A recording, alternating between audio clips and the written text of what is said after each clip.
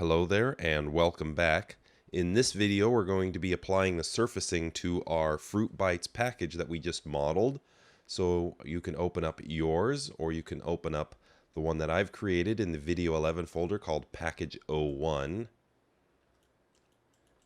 So I think we can turn off the backdrop and we have the base, the cap, and the Cello Wrap there. And we're going to jump into the shader tree here. So we're going to do the base first, then the cap, and then the Cello Wrap. And I think we're going to jump into our rendering layout in order to accomplish that, so we get a nice little preview of what's going on. So I'm just going to disable the Cello Wrap for right now. Let's get our preview going here. And I think the first thing that I want to do, which I've done many times already, is I'm going to add in an environment map. So let's load in our environment. Make sure that loads into the proper location in the shader tree. And then I'm going to, as before, set that as not visible to the camera. And then I'm going to add in a secondary environment, as I've shown you. And this one is just going to be a constant solid color.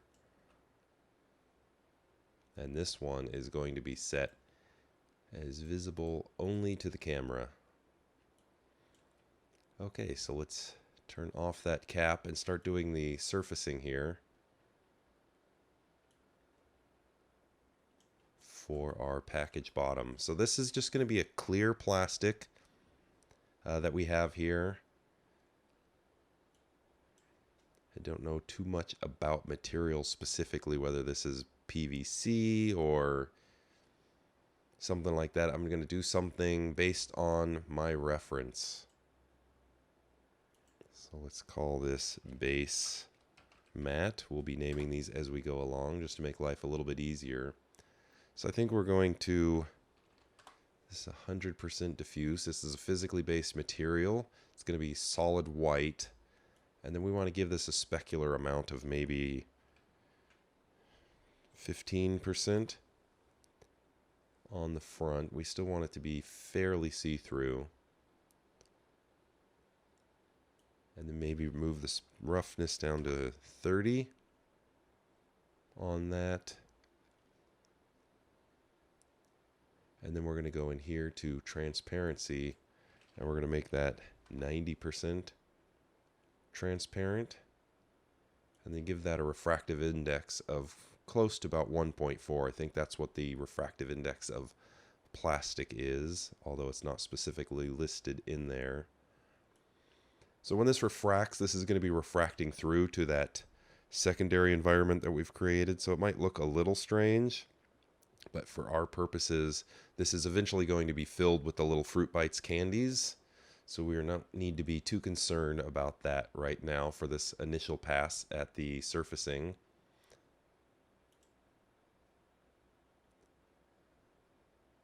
So I think that is all we need to set for the plastic for that.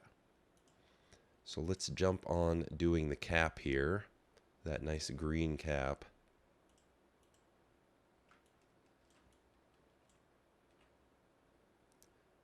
So one of the qualities I think about plastic is how specular and reflective it is. So I'm going to also give this one roughness of 30, maybe boost this up to 25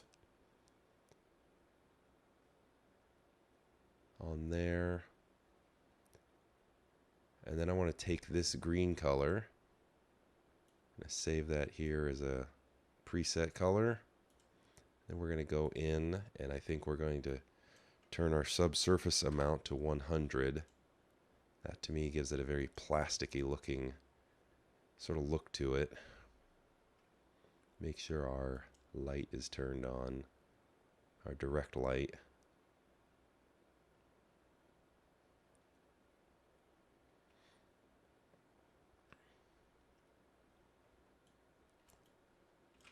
So one of the other qualities that I would like to sort of capture in this is I want to get like a fine little bump, like this is a textured plastic on here. So I'm going to throw in a noise texture. So, and I think the material on here is a little too strong, so I'm going to put that to 1 millimeter on that. And then I'm going to make my noise, I'm going to make it very small. I'm going to make that 3 millimeters in size.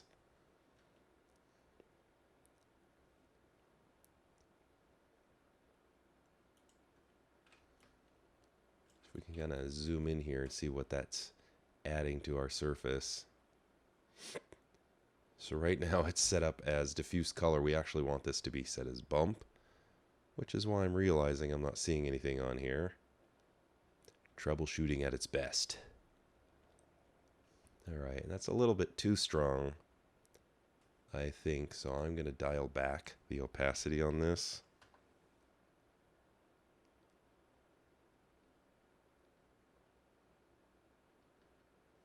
And I think I also want to take this smooth tops value, and I'm going to make that 1, just because I think that kind of gives the noise texture a little bit more of an interesting look.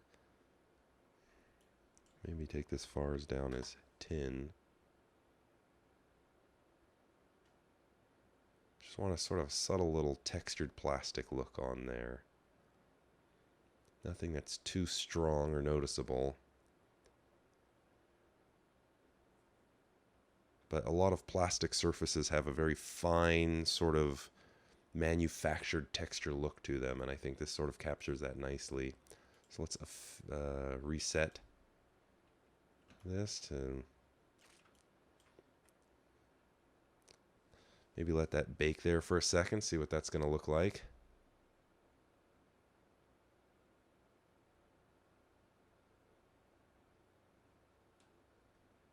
Yeah, I think that sort of has a believable quality to it.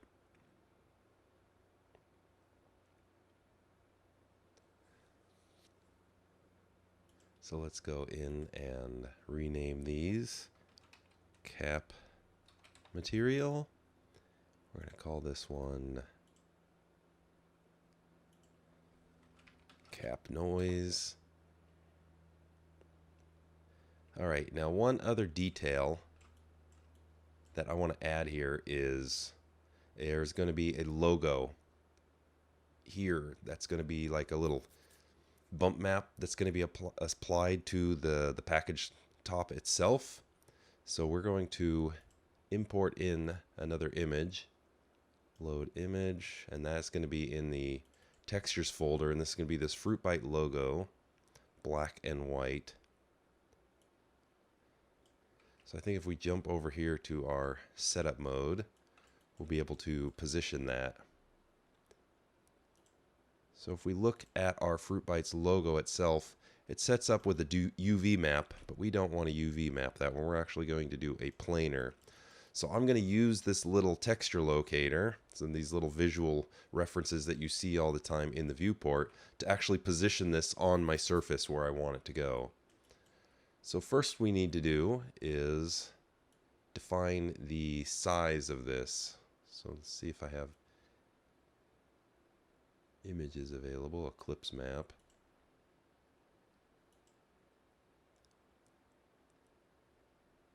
So I'm just going to quickly add one here.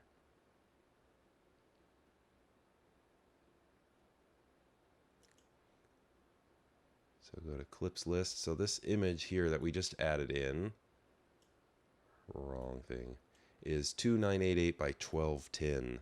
So let's give that on the size. So 2.988, and that is 1.21 high. So now we can actually scale that down and just use our transform tools to move this up. So we can see the little flap is here. So we actually want to rotate around this way, and then I believe this way.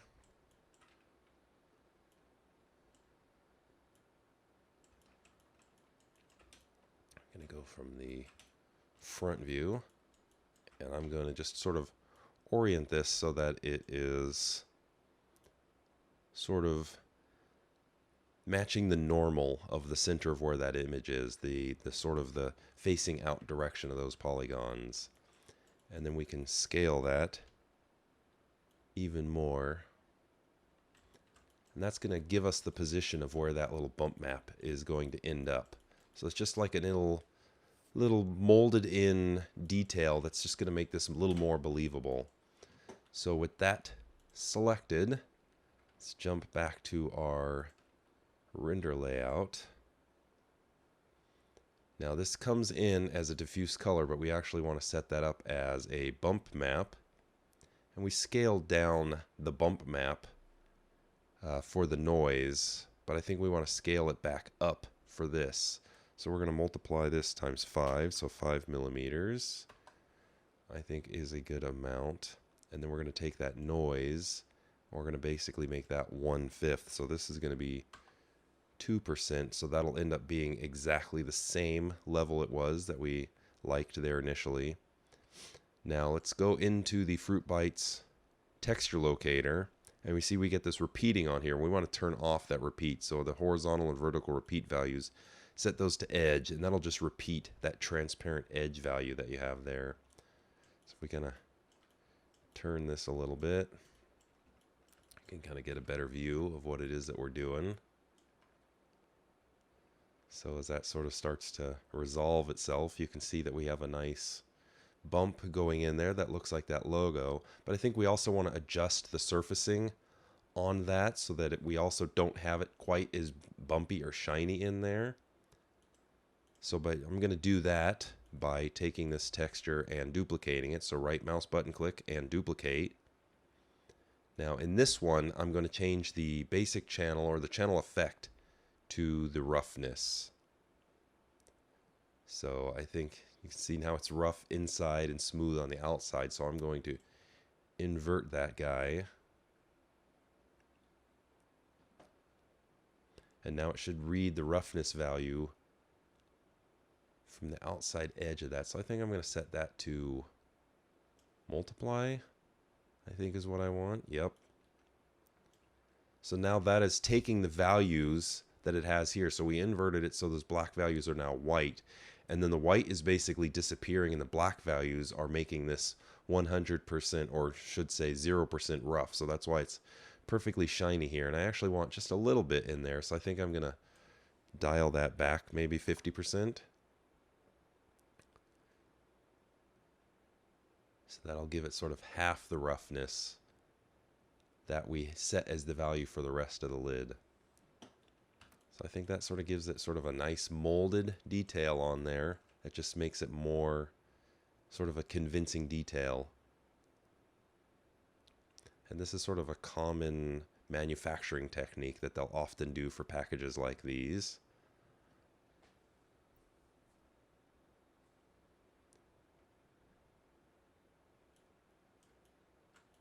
All right.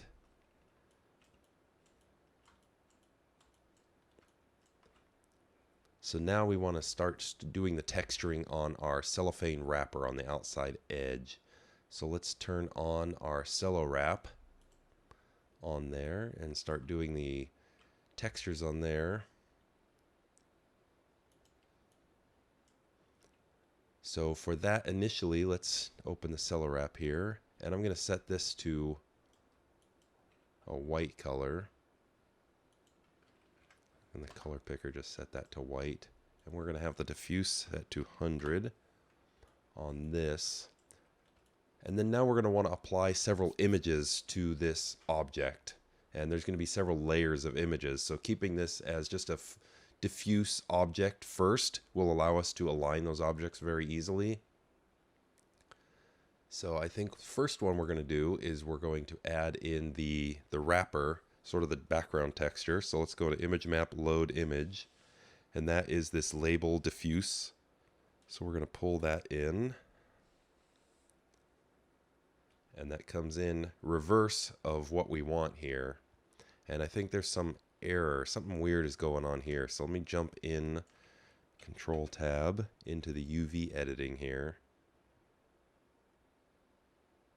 So yeah, something definitely got very weird with our UV map here. So let's just select these polygons and reproject this, because this was just a simple cylindrical projection. So just click in the viewport here. And then I'm going to go to manual here, and I think I'm just going to rotate this 180 degrees.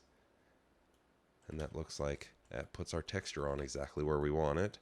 So we have our nutrition facts down on the right hand side, and this is basically going to be the front of our package. So you can see the back of our package has nothing on it. We're not going to bother with that because it's not going to be seen for the concept image that we're working on. So let's jump back to the render.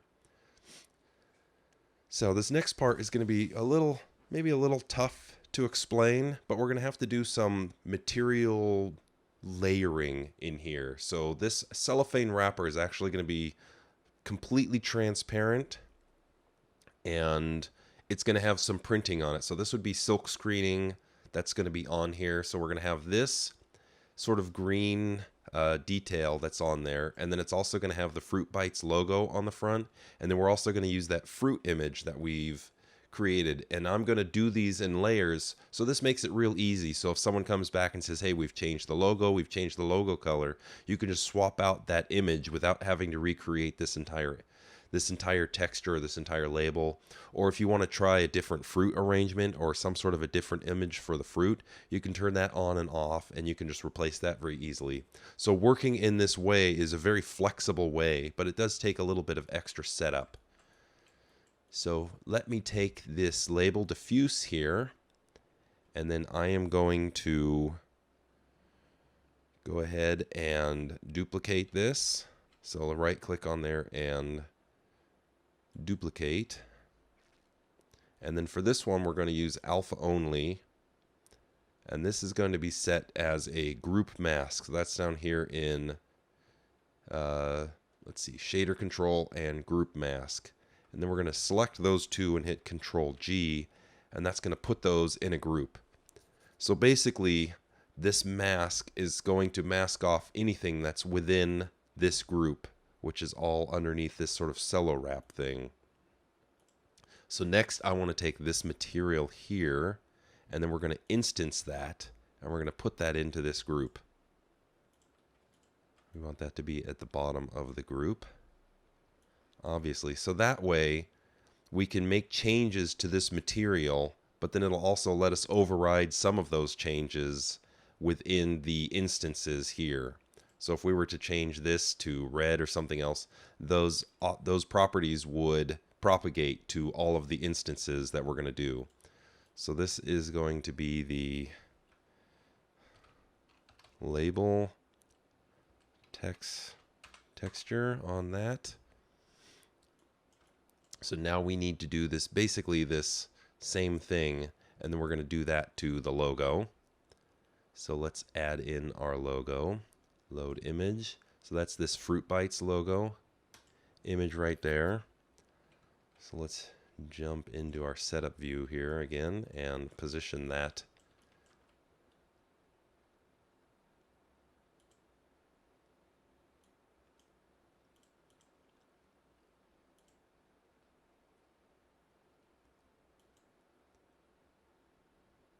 So here is our logo.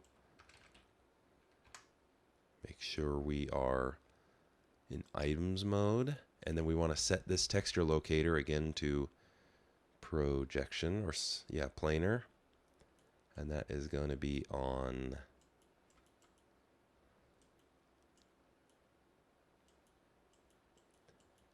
that display. Sure looks weird, but I think I'm just going to have to go with it because that's what Modo gives us.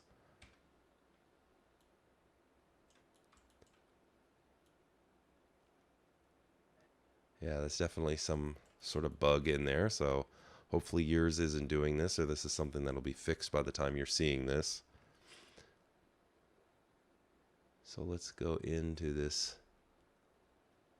clips again. And this logo is 2919. So that's 2.919. And then 1.14. So I'm just scaling it to this resolution here. I'm basically adjusting the size so that I get the aspect ratio correct. I don't want that to be sort of smushed down there.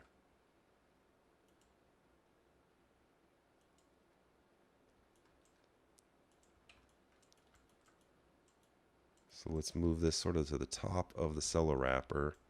And we want to do the exact same thing here, where we make sure that we are set to edge so it doesn't repeat that logo. So let's jump back to our render view here really quick, see if that's given us what we want. So it's on the opposite side of the package. So let's jump into a perspective view here and fix that really quickly. So we'll set our action center to origin, and then we're just going to rotate that 180 degrees. So we're just moving the texture locator, but that defines how the texture is assigned to the surface. So by moving just that, that's allowing us to control where that's getting placed. So now we have the proper Fruit Bites logo here on the front. Maybe we can select that and scale it up ever so slightly. So we want it to really sort of be a big element here on this front without sort of going over the edge, since that is a pretty important detail.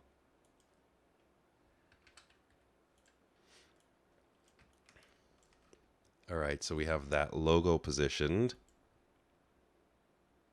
And I'm going to, again, Control G to group that. And let's rename that to logo texture. All right, now within this group, we're going to, again, duplicate this guy. And then we're going to hit the alpha channel to alpha only and set that to group mask. And then again, take this material and create instance, and then copy that instance into here, and then move these above there. Okay, so now we're going to do the exact same thing with the fruit, but I've shown you how to do that twice, so I think you can jump in and do that yourself. I'm going to pause here, and I'll be back in just a second with that fruit positioned in place. All right, I've positioned my fruits in here, and I've created my little group mask and instanced my material, and I renamed the material that was in there to the cellophane material on that.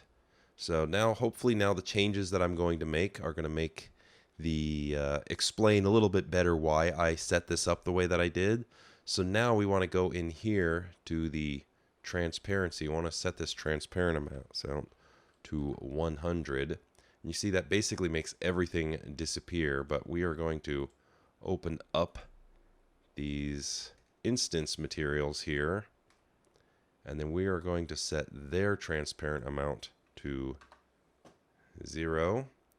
So now you can see that the masked areas, everything that was within these individual group masks, now is no longer transparent, and it's layering over the top of this transparent element here.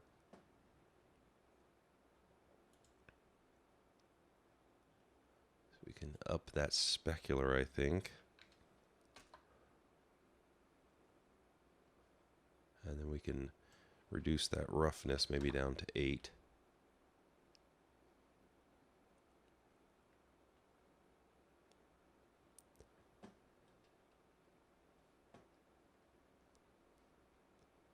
And I think we have a little bit of the white coming through in this gray, so we can take this little fruit texture, and then I'm going to change that diffuse color down to black.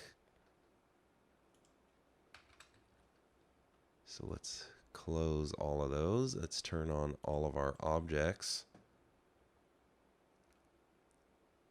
Frame up our scene here a little bit.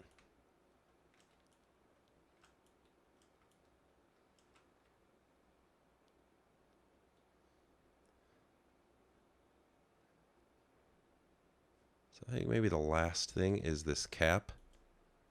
Just seems to be a little too light. Let's up the diffuseness on that, the diffuse amount.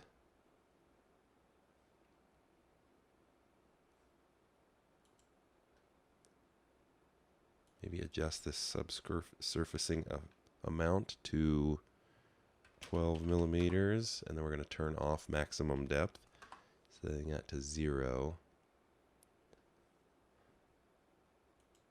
Let's see where the position of our directional light is. So I'm going to hit O to turn on lights and locators. So I think that's an important thing that you want to see.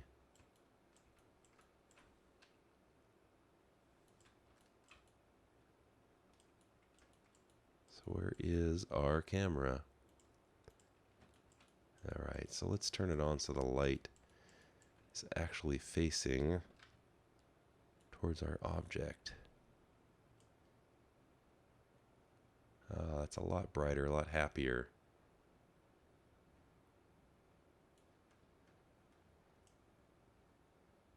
But this green is still too dark for my taste.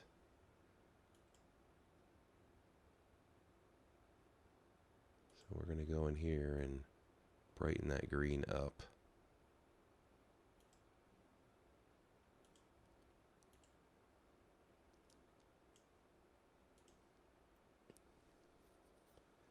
And you know what I think is happening here is the cellophane wrapper is creating a little bit of a shadow that's darkening up this lid behind it. But since that's transparent, we really don't need it contributing to the global illumination here of this scene. So I think maybe what we're going to do is we're going to take this cello wrap. I'm going to pause the rendering here for a second, and I'm going to move this above the base shader. And as we did in the previous video, I'm going to add a shader object to this. So special shader. And we're just going to set this so it doesn't cast a shadow. And we also want it to be invisible to indirect rays. So we don't need to worry about light linking or fog. So I'll just turn those off. So let's reset this render here. Oh, see? Okay, that looks a lot better. So you're seeing the cap through that transparent cellophane much more clearly now. So I think that's what was causing that problem there. Okay, so I think that covers the surfacing of our object. I think we're getting pretty close to the end. So I think what we're going to want to do is we're going to want to make that little fruit bite candy bit, and then we want to fill this package up with that. So then we're going to start doing some of the dynamics and creating our final magazine quality print ad. So for this, we're just adjusting materials using preview to get a good look of what those materials looked like. And then we use texture locators to position textures on there for the bump map and also for these logos, so we could have a more flexible layout. So it makes it very easy to just go in here and turn any one of these elements off. So like the logo, if you wanted to just turn that particular part off or replace it with something else entirely. It's very easy when you do this sort of a flexible layout like this. So let's move along to the next portion of the training where we're going to be filling up this candy package with the little fruit bites using dynamics.